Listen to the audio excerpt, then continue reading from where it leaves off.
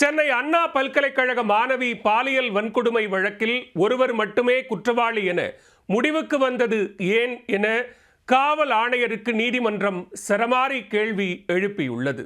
மாணவிக்கு சரியான நீதி கிடைக்குமா?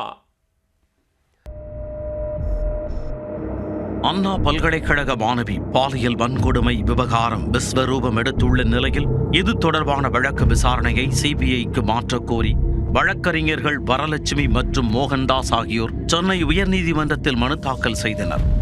இந்த மனுக்கள் நீதிபதிகள் எஸ்.எம். சுப்பிரமணியம் மற்றும் வி. லட்சுமி நாராயணன் அடங்கிய அமர்வில் விசாரணைக்கு வந்தன. அப்போது மனுதாரர்கள் தரப்பில் ஆஜரான வழக்கறிஞர்கள் வழக்கு தொடர்பான முதல் தகவல் அறிக்கையை காவல்துறையினர் வெளியிட்டது சட்டவிரோதம் எனவும், முதல் தகவல் அறிக்கை வெளியிடப்பட்டதை காவல் ஆணையரை ஒப்புக்கொண்டுள்ளதால் சம்பந்தப்பட்ட காவல்துறையினர் மீது நடவடிக்கை எடுக்க உத்தரவிட வேண்டும் எனவும் வாதிட்டனர்.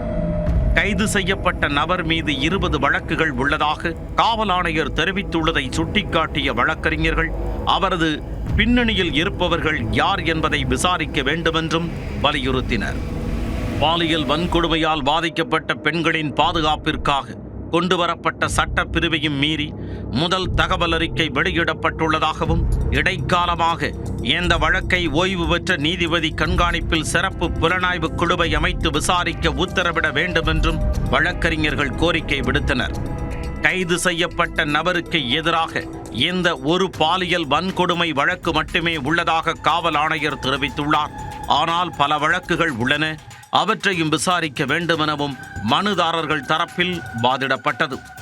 அப்போது குறுக்கிட்ட நீதிபதிகள் புலன் விசாரணை நிலுவையில் உள்ள நிலையில் பிடிபட்டவர் ஒரு குற்றவாளிதான் என்று காவல் ஆணையர் எப்படி முடிவுக்கு வந்தார் எனவும், கைது செய்யப்பட்டவர் காலில் மாவுக்கட்டு ஏன் போடப்பட்டுள்ளது எனவும் கேள்வி எழுப்பினர்.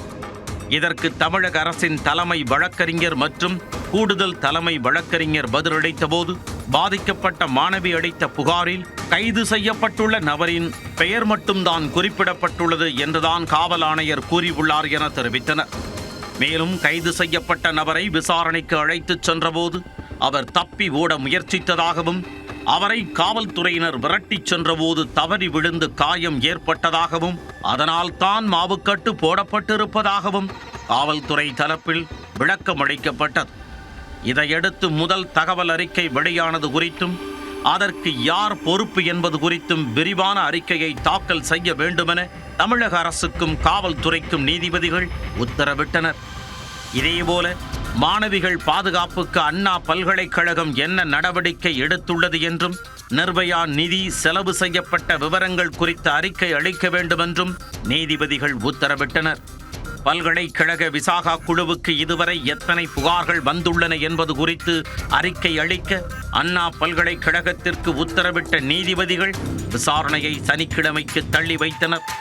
பாதிக்கப்பட்ட மாணவி தைரியமாக புகார் அளிக்க முன்வந்ததற்கு பாராட்டு தெரிவித்த நீதிபதிகள் அவரை பாதுகாக்க வேண்டியது நம் கடமை எனவும், குற்றவாளி 10 ஆண்டுகள் அண்ணா பல்கலைக்கழக வளாகத்தில் உலவி இருக்கிறார், அதை விசாரித்தீர்களா என்றும் சரமாரியாக கேள்வி எழுப்பினர். பெண்கள் ஆண்களுடன் பேசக்கூடாது, பாதிக்கப்பட்ட மாணவி அங்கு சென்றிருக்க கூடாது என்றெல்லாம் பேசக்கூடாது என தெரிவித்த நீதிபதிகள், பெண்களுக்கு முழு சுதந்திரம் உள்ளது, காதல் என்பது பெண்ணின் தனிப்பட்ட சுதந்திரம் எனவும் நீதிபதிகள் சுட்டிக்காட்டினர்.